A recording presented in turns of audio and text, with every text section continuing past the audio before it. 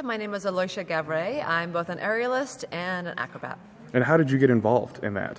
I started at a circus school in San Francisco when I was growing up at about the age of 8. Did a lot of theater, did a lot of dance, but loved circus so much, and then finally found my way to Cirque du Soleil in Montreal, and then obviously here with Cirque du Symphony.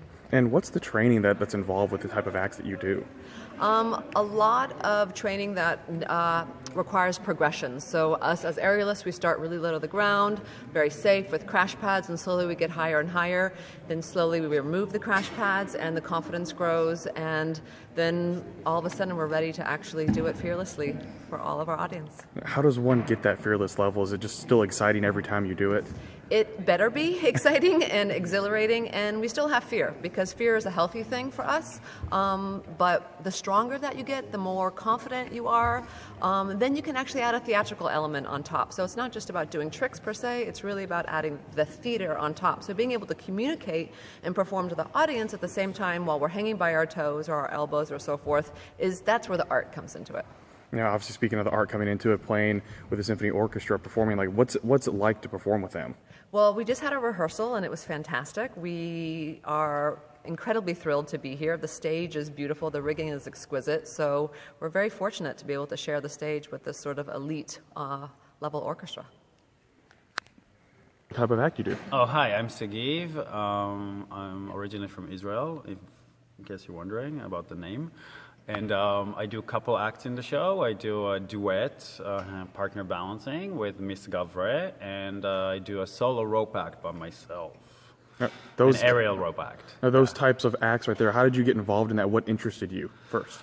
Well, it's a long story, but to make it really short, how did I get into it? I did gymnastics as a kid. I grew up doing gymnastics as a hobby. I really loved the aspect of gymnastics and all that, but something was missing for me as I was growing up. And for me, performing as a kid, I always involved being on stage and singing and dancing and all that. And kind of circus for me was the perfect kind of place as far as the physicality, the high demand physicality of what we're doing, the acrobatics, and then also being a performer and on stage from on the other side, With Cirque, everybody looks so flawless on stage. How do you perfect it? What type of practice is involved in the day-to-day to make sure you're perfecting your act? Well, it's a lot of training.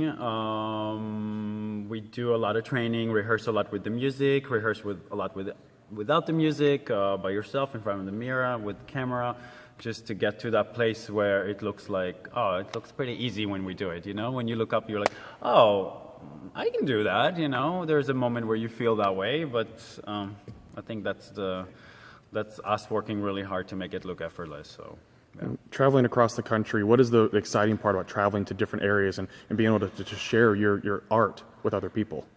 That's the luxury part of it. I mean, traveling all over the world and and see the world. I think it's a luxury that we get as a performer.